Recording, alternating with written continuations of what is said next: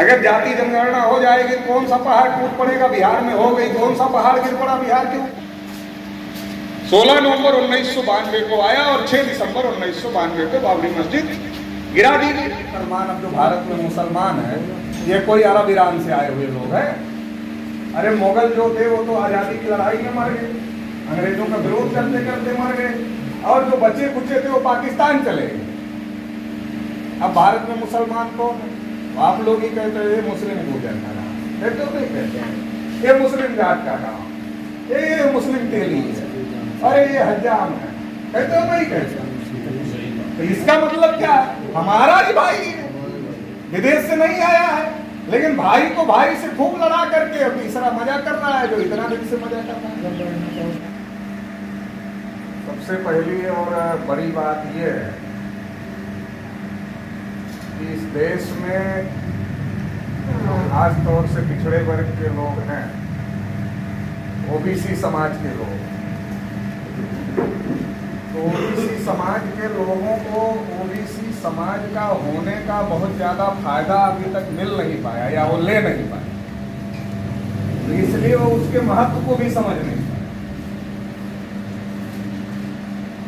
क्योंकि 90 में हम लोगों का मंडल कमीशन लागू और 16 नवंबर 1992 को सुप्रीम कोर्ट से फैसला आया तब मिला, और उसके पहले ही देश में न्यू इकोनॉमिक पॉलिसी आई, जिससे आज किसान भी परेशान है, जमीन जाने का खतरा पैदा हो गया है, नौजवान भी परेशान है, बेरोजगारी पैदा हो गई, और प्राइवेटाइजेशन की वजह से रिजर्वेशन लगभग जीरो जैसा हो। तो 92 में तो हम लोगों को रिजर्वेशन मिला और 90 में ही न्यू इकोनॉमिक पॉलिसी आई, निजीकरण, भूमंडलीकरण, उदारीकरण, जिसको एलपीजी कहा जाता है।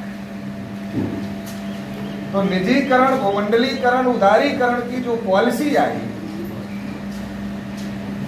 उस पॉलिसी ने ओबीसी के रिजर्वेशन को और भी ज्यादा निष्प्रभावी कर दिया।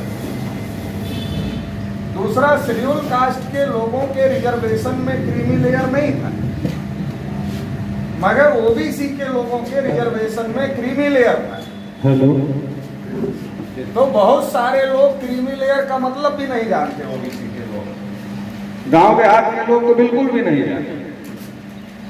क्रीमी लेयर का मतलब ये है, मैं गांव देहात के लोगों को समझाने के लिए उदाहरण देता रहता हूं कि जिसके पास दांत है उसको चना नहीं मिलेगा, और जिसके पास दांत नहीं है उसको चना दिखाया जाएगा क्योंकि वो खा नहीं सकता। मान लीजिए कि अपने वीरपाल साहब अब ये क्रीमी लेयर में आ गए, इनके बेटा बेटी को रिजर्वेशन का फायदा नहीं मिलेगा।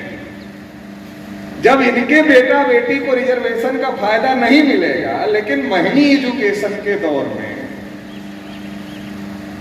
जिनके पास यही सक्षम है कि अपने बेटा बेटी को पढ़ा सकते हैं, जो सक्षम है उसके बेटा बेटी को रिजर्वेशन का फायदा नहीं मिलेगा, और जो सक्षम नहीं है वो रिजर्वेशन के दायरे में रहेगा, मगर वो अपने बेटा बेटी को हायर एजुकेशन, प्रोफेशनल एजुकेशन इसलिए नहीं दिला पाएगा, एक तो उसके अंदर पढ़ाई को लेकर सोच नहीं है, और अगर कुछ परसेंट के अंदर सोच भी पैदा हो गई तो इनकम इतनी नहीं है, पैसा इतना नहीं है कि वो महंगी एजुकेशन अपने बेटा बेटी को दिला पाए। तो इसका अर्थ क्या होगा?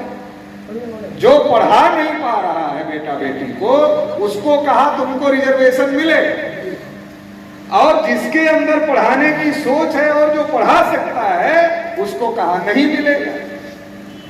अच्छा, अब जिसको नहीं मिलेगा वो क्यों लड़े रिजर्वेशन की लड़ाई? जिसको नहीं मिलेगा वो क्यों लड़े? मान लो ओबीसी समाज से निकलकर डॉक्टर साहब आईएएस हो गए, अब इनके बेटा बेटी को रिजर्वेशन नहीं मिले, तो इनके दिमाग में ये बात आएगी ना कि हम रिजर्वेशन की लड़ाई क्यों लड़े, जब हमारे बेटा बेटी को नहीं मिलेगा तो हम क्यों लड़े? तो इससे क्या हो गया? जो हमारे समाज का पढ़ा लिखा समझदार वर्ग था, वो हमारे समाज की ही लड़ाई छोड़ दी, उससे कट गया। जब वो लड़ाई छोड़ दिया जो पढ़ा लिखा समझदार वर्ग था, तो बाकी को समझाने का काम कौन करे? तो बाकी को समझाने का काम आरएसएस वालों ने किया। अब विकास पटेल के बोलने से दिक्कत क्या है भाई? विकास पटेल गोला बारूद लेकर के तो आ नहीं रहा है, वहां फेंकने वाला है, उससे कोई खतरा पैदा हो जाएगा। विकास पटेल की बोली से खतरा है, तो विकास पटेल की बोली से क्यों खतरा है? अरे भाई, लोकतंत्र में तो बोली बोलने का अधिकार सबको है ना। ये केवल भारत में नहीं, संयुक्त राष्ट्र संघ ने मान लिया कि दुनिया में वाणी की स्वतंत्रता का जो अधिकार है, ये मौलिक अधिकार है और ये सबको मिलना चाहिए। तो विकास पटेल किसी को गोली मारने की बात तो कर नहीं रहा, विकास पटेल सही बात समझा रहा है। तो जब सही बात समझ जाएंगे लोग, तो गलत बात वालों का साथ छोड़ देंगे। तो हमारे बहुत सारे साथी बोल रहे हैं कि ऐसा होना चाहिए, ऐसा करना चाहिए। सवाल यह है कि फेलेवर किसका है? हम कोई चीज समझ गए, हम अपने भाई को नहीं समझा पा रहे, तो फेल तो हम ही हो रहे हैं, कारण कुछ भी हो। मान लो हम समझ गए, एक आदमी समझ गया, अब आप हमारे 100 भाई बैठे हो, हम आपको नहीं समझा पा रहे। जो बात हम समझ गए वो बात सही है, सबके हित में है, लेकिन हम आपको नहीं समझा पा रहे हैं, तो फेल कौन है? हम फेल हो। और जो हमारा दुश्मन है वो आपको गलत बात समझा करके आपका यूज कर ले रहा है, आपका नुकसान हो रहा है, फिर भी आप उसके फेवर में खड़े हो, तो हमारा दुश्मन सब बोलो। अब बात समझने और समझाने की, इस देश में लंबे समय से दो बातें चल रही। जब से देश आजाद हुआ तब से इस बात की बात चल रही है, या आजादी के पहले से भी ये बात चल रही है कि आजादी के बाद का क्या है। ये कोई आज का डेवलपमेंट नहीं है। जब आजादी की लड़ाई चल रही थी तब हमारे पुरखे पूर्वजों ने भी कुर्बानी दिया उसकी, चाहे वो बैकवर्ड हो, चाहे शेड्यूल कास्ट हो, चाहे माइनॉरिटी हो, सबके पुरखे पूर्वजों ने कुर्बानी दी। और इस बात के लिए कुर्बानी दिया कि जब देश आजाद हो जाएगा सबको हमारा हक मिल जाएगा, हम ही इस देश को चलाने वाले हो जाएंगे। इस सोच और इस समझ के साथ ही तो लोगों ने अंग्रेजों को भगाने का काम किया। लेकिन जब देश आजाद हो रहा था और यह बात तय करना था कि देश का पहला प्रधानमंत्री कौन बनेगा, तो कांग्रेस में जो चुनाव हुआ उसमें सरदार वल्लभ भाई पटेल को तय कर दिया गया कि यह देश के पहले प्रधानमंत्री, मगर नहीं बनने दिया गया। तो ये आज से थोड़ी ही हो रहा है, नहीं बनने दिया गया। अब कौन सी योग्यता सरदार पटेल की कम थी नेहरू जी से? पढ़ाई लिखाई में भी बैरिस्टर हो भी थे, नेहरू जी भी बैरिस्टर, उम्र में ज्यादा थे। अगर आजादी की लड़ाई में योगदान की बात किया जाए तो गांधी जी ने खुद ही कहा कि अगर मुझे सरदार पटेल नहीं मिलते तो मैं कामयाब नहीं होता। और बहुत सारे कांग्रेस के जो बड़े नेता थे वो इस बात से नाराज हो गए कि सरदार पटेल जैसे इतने अनुभवी और बड़े आदमी के को छोड़ करके नेहरू जी को प्रधानमंत्री बनाया। तो ये साजिश तो लंबे दौर से चल रही है, मगर हम समझेंगे कब, ये बड़ा सवाल। और हम अपने लोगों को समझाने के लिए क्या कर रहे हैं, ये भी बड़ा सवाल है। मान लो हम समझ गए, लेकिन हम अपने लोगों को समझाने के लिए क्या कर रहे हैं? मान लो एक विकास पटेल समझा देश भर में घूम रहा है, हम आपको ये नहीं कह रहे हैं आप देश भर में घूमो, अरे अपने आसपास के 10 गांव में घूम लो, मत घूमो देश भर में, अपने आसपास के 10 गांव में घूम लो, अपने जिले में घूम लो, अपने जिले की हर तहसील में घूम लो, हर ब्लॉक में घूम लो। इतना तो जिम्मेदारी उठाना पड़ेगा। अगर इतनी जिम्मेदारी हम लोग नहीं उठाएंगे तो फिर ये मामला हल नहीं होगा और लूटने वाले लूटते रहेंगे। डॉक्टर साहब कह रहे थे कि एक कमेरा है तो दूसरा लुटेरा भी तो है, एक कमेरा है, अगर ये हम लोग कमेरा है तो दूसरा लुटेरा भी तो है। तो लुटेरा तो लूट रहा है, बार बार लूट रहा है। बताइए 75 साल में गिनती नहीं हुई, आज भी गुमराह कर दिया जा रहा है। मेरे इससे तो जातिवाद बढ़ जाएगा। और जो लोग कह रहे हैं जातिवाद बढ़ जाएगा, वो सबसे पहले जाति के नाम पर वर्चस्व स्थापित करते हैं अपना, कि हम फला जाति के हैं। नहीं करते। करो राम राम, उनसे बोलो, जवाब देते हैं। उन्हीं से करो, ब्राह्मण से करो राम राम, जवाब देगा? क्यों नहीं देगा? वो बराबरी का अभिवादन स्वीकार नहीं करता है। उसने अपने लिए स्पेशल अभिवादन बनाया हुआ है। वो स्पेशल अभिवादन आप करोगे तो उसका जवाब दे। तो सवाल ये है कि हमको इस देश के सिस्टम को समझने की जरूरत है। अगर जाति जनगणना हो जाएगी, कौन सा पहाड़ टूट पड़ेगा? बिहार में हो गई। कौन सा पहाड़ गिर पड़ा बिहार के ऊपर? क्या हो गया बिहार में? कौन से दंगे हो गए? लेकिन पता चल गया कि किसके अंदर कितनी समस्याएं हैं।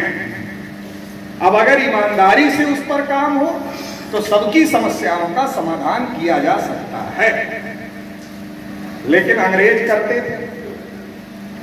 अंग्रेजों के जाने के बाद आज तक नहीं हुई। 51 में नेहरू जी ने रोका, 61 में फिर नेहरू जी ने रोका, 71 में इंदिरा जी ने रोका, 81 में फिर इंदिरा जी ने रोका, 91 में नरसिम्हा राव ने रोका और 2001 में अटल बिहारी वाजपेयी ने रोका। और 2011 में हंगामा खड़ा हो गया क्योंकि हम लोगों ने 51,000 कार्यक्रम किए पूरे देश भर। जाति जनगणना को लेकर जितने बैकवर्ड क्लास के लीडर थे उन्होंने हंगामा खड़ा कर दिया, चाहे वो शरद जी रहे हो, चाहे लालू जी रहे हो, चाहे मुलायम सिंह रहे हो, रामविलास पासवान रहे, जितने बैकवर्ड के लीडर थे सबने हंगामा कर दिया। और हंगामा कर दिया, पार्लियामेंट बंद हो गई तो मनमोहन सिंह देश के प्रधानमंत्री थे, कहा गिनती करेंगे। बाद में प्रणब मुखर्जी को उस कमेटी का चेयरमैन बना दिया कांग्रेस के लोगों ने। ये फैसला करें। तो जो सेंसस एक्ट है 1948, तो सेंसस एक्ट के तहत जनगणना होनी चाहिए। मगर डॉक्टर साहब ने अभी बताया ये उसमें शामिल थे। वो जनगणना नहीं थी, सोशियो इकोनॉमिक सर्वे था। और इसलिए उसकी रिपोर्ट आज तक पब्लिश नहीं हुई।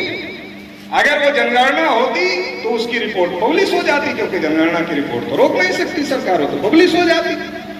पब्लिश इसलिए नहीं हुई कि सोशियो इकोनॉमिक सर्वे था।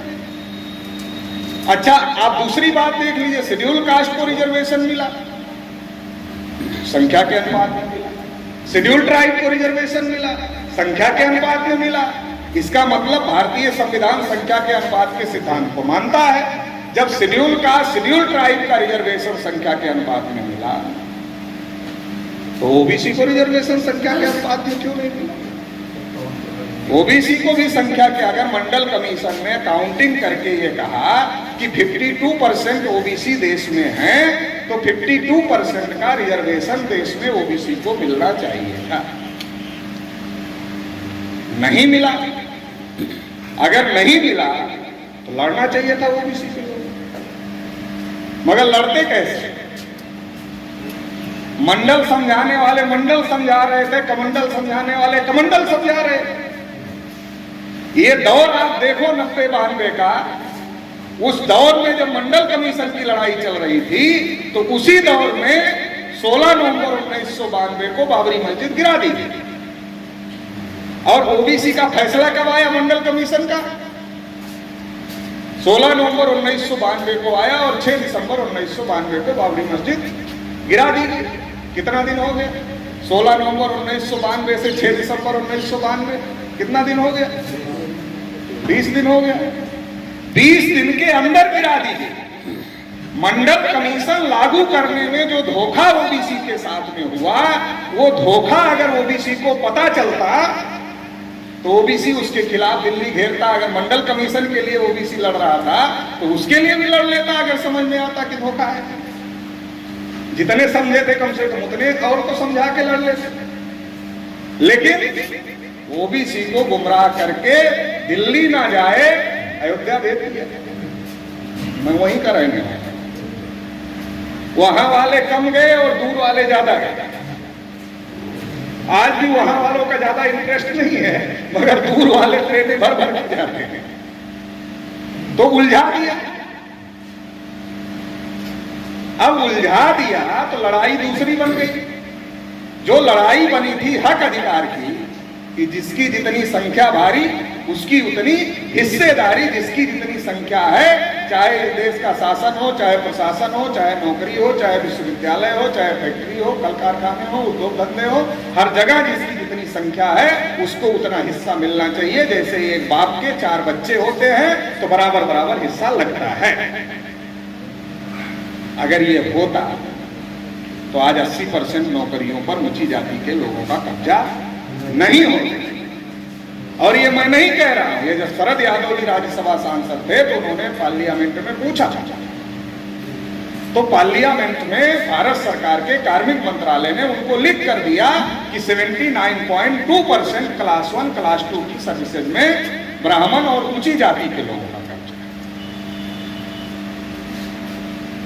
अब 79.2% 80% उनका कब्जा है, तो बाकी का कितना है आप खुद ही सोच लो। और फिर उसमें ओबीसी का कितना हो सकता है और भी आप सोच लो। तो आज भी हमको एक बार, अच्छा अब ये जनगणना अगर होगी तो ये डाटा निकल कर सामने आएगा ना। अच्छा अब जनगणना नहीं होगी तो आपका हिस्सा जो खा रहा है वो तो खाता रहेगा, इसलिए तो वो विरोध कर रहा है, क्योंकि उसको पता है एक एक चीज का पता चल जाएगा किसके पास क्या है। जैसे अभी जाट, गुर्जर, कुर्मी, यादव ये क्या सोचते हैं, हमारे पास ही सब जमीन है, जमीन तो सब हमारे पे, सोचते नहीं सोचते। अरे करा लो ना एक बार करा लो, आंख खुल जाएगी। मंडल कमीशन ने जब जांच किया तो मंडल कमीशन ने क्या कहा पता है, 94% जमीनें ऊंची जातियों के पास में है। मंडल कमीशन का डाटा है, उठाकर पढ़ लो मंडल कमीशन। लेकिन हम कहाँ मंडल कमीशन पढ़ते हैं, हमारे समाज के आदमी को मंडल कमीशन कहाँ पढ़ने का टाइम है। तो उस समय भी हमको भड़का दिया और आज भी हमको भड़काने का काम कर रहे हैं। तो सवाल ये है कि जो यहाँ समझे समझाए लोग हैं, यहाँ किसी को समझाना नहीं, यहाँ सब समझे समझाए। तो जो समझदार लोग हैं उनकी जिम्मेदारी है कि वो दूसरों को समझाने का काम करें। अगर दूसरों को समझाने का काम नहीं करेंगे तो समस्याएं पैदा होती रहेंगी। कार्यक्रम कैंसिल होता है, कार्यक्रम होता है, वो कोई बहुत बड़ा इशू नहीं है। जब हम लड़ाई लड़ रहे हैं तो लड़ाई में ये सारी बातें होती रहती है, ये कोई बहुत बड़ा इशू नहीं है। लेकिन महत्वपूर्ण मुद्दा ये है कि हम जो कर रहे हैं उसका असर तो है, तभी तो रोका जा रहा है। हम जो बोल रहे हैं उसका कुछ असर तो है, तभी तो रोका जा रहा है। अगर उसका कोई असर नहीं होता तो क्यों रोका जाता? तो हमको ये समझने की जरूरत है कि इस देश में जाति जनगणना इसलिए नहीं हो रही है कि इस देश की सारे साधनों संसाधनों पर जिन लोगों ने कब्जा किया है वो लोग नहीं चाहते कि ये पोल खुले और सबको पता चल जाए कि हमारी संख्या ज्यादा है लेकिन कब्जा दूसरे लोगों ने किया। तो ये बात अगर हम लोग समझेंगे, ये बात लोगों को समझाएंगे तो लोग इसके फेवर में खड़े होंगे। अगर हम ये नहीं समझाएंगे तो लोगों को समझा दिया जाएगा, इससे जातिवाद बढ़ेगा। और जो जातिवाद की बात कर रहे हैं वो सबसे पहले जाति देखकर टिकट देते हैं, उसी जाति को टिकट देते हैं जिसकी संख्या ज्यादा हो उस इलाके में। तो सवाल जातीयवाद बढ़ने घटने का नहीं है, सवाल ये है कि आपको हक अधिकार मिलेंगे कि नहीं मिलेंगे। अगर आप धर्म की लड़ाई लड़ोगे तो कोई हक अधिकार क्यों नहीं मिलेगा? धर्म के नाम पर कोई अधिकार है ही नहीं। अब धर्म के नाम पर लड़ाई होगी तो पहला हक किसका होगा? धर्म के नाम पर। अगर मान लो धर्म के नाम पर अधिकार मिल गए तो पहला हक किसका होगा? अरे जो सबसे ऊपर होगा उसी का ना होगा। तो जब करता धरता सब वो है तो पहले तो अरे हम अपने घर में बनाते हैं, पहले उसको खिलाते हैं। हम अपने घर में अपना आटा अपनी दाल बनाते हैं तो पहले उसको खिलाते हैं। और जब देश में अधिकार मिलेगा तो हमें पहले दे देगा। अगर हमें देना होता तो एक ही धर्म के आदमी को अछूत बना दिया, उसी धर्म के आदमी को शूद्र बना दिया, उसी धर्म में खुद ब्राह्मण हो गया कि नहीं? ये व्यवस्था मुगल और अंग्रेज नहीं बनाया। आजकल हम आज तक हमको मुगल और अंग्रेज ही समस्या है, यही बताया जाता है और हम यही मानते हैं। दृष्टिकोण बदलने की जरूरत है। देखो जब अंग्रेज आए ईस्ट इंडिया कंपनी के साथ, मुगलों का राज था देश के तमाम हिस्सों में, मुगलों से लड़ाई हुई, मुगलों का राज तब खत्म हो गया। जब अंग्रेज आए, और 15 अगस्त 1947 को अंग्रेज चले गए, 77 खत्म हुए हो गए। और जब अंग्रेज थे तो हमको सब कच्चा माल ले जाते हैं, वहां पक्का करते हैं, लाकर हमको ही बेचते हैं, ये ना समझाया जाता था। आज क्या हो रहा है? आज गेहूं किसका है और बिस्किट किसका है, गन्ना किसका है और चीनी किसकी है, कपास किसका है और कपड़ा किसका है? आज भी तो सोचना पड़ेगा। सरसों किसकी है और तेल किसका बिकता है? आज भी तो वही हो रहा है। अच्छा, आप कह रहे हो हमारी फसल की कीमत दे दो, एमएसपी यही तो है ना, हमारी फसल की कीमत दे दो। आपकी फसल सस्ते दाम पर खरीदकर पूंजीपति उसी का पक्का माल बनाकर आपको ही महीने रेट पर बेच रहा है, और बाजारवाद के चंगुल में गांव का किसान भी फंस गया है। जो किसान पहले आत्मनिर्भर था, उसको बहुत मार्केट की चीजों की जरूरत नहीं पड़ती है, आज वो किसान बाजारवाद के चंगुल में पूरी तरीके से वो भी फंस गया है और पूंजीपतियों के सामान के ऊपर डिपेंड हो गया है। तो आज भी तो वही स्थिति है। तो ये कौन पैदा कर रहा भाई? अंग्रेज चले गए, मुगल चले गए, ये कौन पैदा कर रहा? तो जो अंग्रेजों और मुगलों के पहले इस देश में आकर व्यवस्था बनाए, जाति व्यवस्था, वर्ण व्यवस्था। अच्छा, दुनिया के किसी धर्म में जाति व्यवस्था नहीं, वर्ण व्यवस्था नहीं है। सब धर्म में आने का रास्ता है, आ जाओगे आप हो गए। अच्छा, मान लो हिंदू धर्म में कोई आ जाए तो ब्राह्मण बनेगा, क्षत्रिय बनेगा, वैश्य बनेगा, शूद्र बनेगा, क्या बनेगा भाई? ये कौन डिसाइड करेगा क्या बनेगा? तो ये जो सिस्टम बनाया, ये सिस्टम किसने बनाया? अगर किसी गुर्जर ने बनाया होता, किसी यादव ने बनाया होता, किसी जाट ने बनाया होता, तो बनाने वाला इतना मूर्ख हो सकता है कि अपने को ही नीचे रख लेता? इतना मूर्ख होता बनाने वाला? अरे बनाने वाला तो विद्वान होता है, तो अपने को ऊपर रख लेता है। और ऊपर जो है उसने ही बनाया, राजपूतों ने भी नहीं बनाया, वैश्यों ने भी नहीं बनाया। क्योंकि अगर वो भी बनाते तो अपने को दूसरे तीसरे नंबर पर क्यों रखते हो? अपने को पहले नंबर पर रख लेते। तो ये सारा सिस्टम ब्राह्मणों ने बनाया, हम ही ऊपर है, बाकी सब नीचे है। ये सच्चाई, ये उनके ग्रंथों में लिखी हुई है। अब हम ये बता रहे हैं तो गाली थोड़ी ही दे रहे हैं। गाली तो आप लोग गांव देहात के आदमी हैं, जानती है गाली क्या होती है।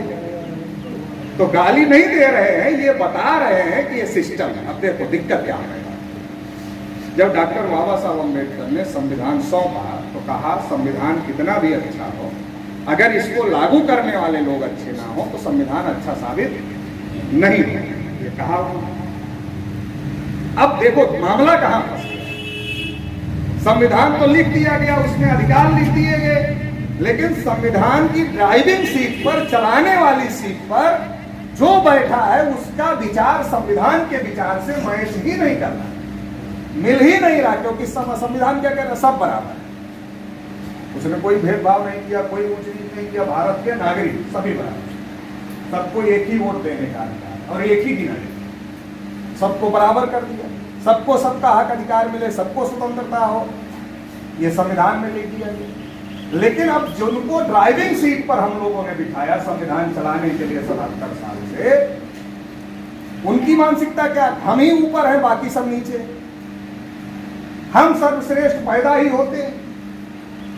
ये जो उनकी मानसिकता है, ये संविधान को लागू नहीं होने दे रही, ये संविधान लागू करने में अवरोध पैदा कर रही है। और इसकी वजह से संविधान ठीक होने के बावजूद भी हमारी समस्याओं का समाधान नहीं हो रहा है, क्योंकि लागू करने वाले ठीक नहीं। आप 50 लाख की गाड़ी खरीद लो, 1 करोड़ की गाड़ी खरीद लो, ड्राइवर ऐसे आदमी को रख दो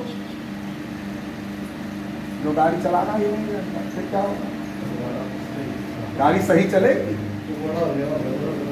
तो ऐसे ही देश का कबाड़ा हो गया। इसलिए हो गया क्योंकि जो चलाने वाले जिनको आपने बिठाया है वो ठीक नहीं। जब देश में रोजगार की बात होनी चाहिए, एजुकेशन की बात होनी चाहिए, किसानों के उत्थान की बात होनी चाहिए, देश के 60-70% लोग किसानी पर निर्भर, उसकी बात होनी चाहिए। तो बात देश का प्रधानमंत्री हिंदू मुसलमान की कर रहा है, पाकिस्तान की कर रहा है। आप सोचो लेवल क्या है। और मजे की बात, हमारे लोगों को उलझा लिया जा रहा है उसमें। भाई इस देश में 77 साल में आप हमको बता दो कि एक भी शेड्यूल कास्ट की पार्टी सेंट्रल गवर्नमेंट बना लिया, एक भी आदिवासी की पार्टी सेंट्रल गवर्नमेंट बना लिया, एक भी ओबीसी की पार्टी सेंट्रल गवर्नमेंट बना लिया। चौधरी चरण सिंह बने तो कितने दिन तो 3 महीने 6 महीने जो भी है, हाँ, तो इतना ही अभी तक इतना ही हो पाया है, अभी तक इतना ही हो पाया है। बाकी 75 साल से कौन राज करे, चाहे कांग्रेस के ब्राह्मण चाहे बीजेपी के ब्राह्मण राज नहीं कर, और हम स्वाद बदलते रहते हैं 10 साल में 5 साल में स्वाद बदलते रहते हैं। बहुत दिन से इसका जूता खा रहे हैं, कभी इसका चेंज कर देते हैं, थोड़ा इसका ले लेते हैं। जैसे 10 साल इसका हो गया, कुछ लोगों ने मन बनाया चेंज करने का, अब देखो 4 जून के बाद कितना चेंज होता है। तो सवाल ये है कि हम लोगों का, हमारा भी कुछ होगा, ये सोच देश में पैदा करने की जरूरत है। और ये हिंदू मुसलमान, अब जो भारत में मुसलमान है, ये कोई अरब ईरान से आए हुए लोग हैं। अरे मुगल जो थे वो तो आज़ादी की लड़ाई में मर गए, अंग्रेजों का विरोध करते करते मर गए, और जो बचे कुचे थे वो पाकिस्तान चले गए। अब भारत में मुसलमान कौन है? आप लोग ही कहते हैं मुस्लिम गुजर का नाम, कहते हो नहीं कहते हैं, ये मुस्लिम जात का नाम, ये मुस्लिम तेली है, अरे ये हज्जाम है, कहते हो नहीं कहते? तो इसका मतलब क्या है? हमारा ही भाई है, विदेश से नहीं आया है, लेकिन भाई को भाई से खूब लड़ा करके अब तीसरा मजा कर रहा है, जो इतना दिन से मजा कर रहा है। तो ये जो स्थिति है, इस स्थिति में परिवर्तन करने की जरूरत है। तो इसके लिए हम लोग कोशिश कर रहे हैं, इसके लिए आप लोगों को गांव-गांव चौपाल लगाकर ये काम करने की जरूरत है। देखो बहुत लोगों को भ्रम है, देखो पश्चिमी उत्तर प्रदेश वाले ये कह करके बच निकलते हैं, नहीं पूर्व में तो गरीबी ज्यादा है, सारे लोग तो खाने पीने नहीं मर रहे हैं ना, चलो हो सकता है यहाँ से उन्नति कम हो, तो ये कह के बच लेते हैं अपने कर्तव्यों से, नहीं वहाँ गरीबी है इसलिए लोग ज्यादा समझदार पैदा है। गलत बात है। अच्छा, अब यहाँ का किसान लड़ रहा है तो केवल यहीं के किसान का शोषण हो रहा है, और जगह का देश भर के किसान का नहीं हो रहा है। यहाँ का किसान तो मजबूत है फिर भी लड़ रहा है ना। तो लड़ाई लड़ने का गरीबी अमीरी से संबंध नहीं, फिर किस बात से संबंध है? एहसास से संबंध है। तथागत बुद्ध गरीब नहीं थे, राजा के लड़के थे। ज्योतिबा फूले गरीब नहीं थे, बड़े आदमी थे उनके पिताजी, फूल के बड़े व्यवसायी थे। बाबा साहब अम्बेडकर गरीब नहीं थे, उनके पिताजी मिलिट्री में थे। साहू महाराज गरीब नहीं थे, राजा थे। ये कहकर बचने से काम नहीं चलेगा, ये कहकर बचने से काम नहीं चलेगा। जब ज्योतिबा फूले का अपमान हुआ तो उस समय जिनके गले में मटका बजता था शेड्यूल कास्ट के लोग और झाड़ू बजता था, उनका तो उनसे ज्यादा अपमान होता था, मगर वो क्यों नहीं खड़े हुए? क्योंकि उनको एहसास ही नहीं था। एहसास हुआ ज्योतिबा फूले को, क्यों हुआ? क्योंकि उनको समझ में आया कि ये हमारा शोषण हो रहा। फिर उन्होंने ये भी सोचा कि इनका भी तो हो रहा, ये नहीं बोल रहे, तो उनको भी एहसास हो। तो ये एहसास किसी को भी हो सकता है, छोटे आदमी को हो सकता है, बड़े आदमी को हो सकता है, गरीब आदमी को हो सकता है, अमीर आदमी को हो सकता है। जिसको एहसास होगा वो इस सिस्टम को बदलने के काम में लग जाएगा। मैं तो खुद ही नौकरी करता था, नौकरी छोड़ के कर रहा हूँ। मैं खुद ही नौकरी करता था, नौकरी छोड़ के कर रहा हूँ। तो एहसास का मामला, अब ये एहसास अगर हम लोगों में पैदा हो गया तो हम लोगों की जिम्मेदारी और जवाबदेही है कि ये एहसास हम दूसरे लोगों में पैदा करें। अगर ज्यादा मजबूत है तो ज्यादा बड़ी जिम्मेदारी, अगर ज्यादा मजबूत है तो ज्यादा बड़ी जिम्मेदारी है। ज्यादा मजबूत है तो ये कहकर निकलने के लिए ज्यादा मजबूती की बात गलत है कि ज्यादा मजबूत है इसलिए हमारा कोई समझदार नहीं। हमारी कोशिशों में कमी है और वो कमी हमको दूर करना होगा। और एक एक घर, ओबीसी की कोई जाति हो, एससी की कोई जाति हो, एसटी की कोई जाति हो, माइनॉरिटीज के हमारे भाई हैं, सब में ये जागृति पैदा करने की जरूरत है। देखो कोई भी समाज 100% जागृत नहीं। ठीक है, कोई जय भीम बोलता होगा, कोई नहीं बोलता होगा। जो जय भीम बोल रहा है उसको वो कल्चर मिला, जो भाई जय भीम बोल रहा है आज उसकी 2-4 पीढ़ी से वो कल्चर मिला। और किसी में ये नई बात जा रही है, जो बातें हम कह रहे हैं किसी में नई बात जा रही है, तो नई जा रही तो उसको थोड़ा समय लगेगा, तो नई डालना तो पड़ेगा पहले, तभी तो समय के साथ वो ठीक हो। तो इसके लिए हम लोगों को कोशिश करना है, हर समाज में कोशिश करना है। और अगर हर समाज में हम लोग कोशिश करते हैं तो ये एकता बन सकती है। और अगर ये एकता बन सकती है तो लोकतंत्र है। लोकतंत्र में जिनकी संख्या ज़्यादा है उनका राज हो सकता है, और राज हो सकता है तो समस्याओं का समाधान भी, जब समस्याएं हमारी हैं तो समाधान भी हम लोग निकाल सकते हैं। तो इसके लिए हम लोगों को कोशिश करने की जरूरत है। तो ये कोशिश आप लोग करेंगे, चूंकि समय ज़्यादा हो रहा है तो इतनी बात ही कहना चाहता हूँ। आप सभी लोगों ने मुझे सुना, इसके लिए आभार, धन्यवाद।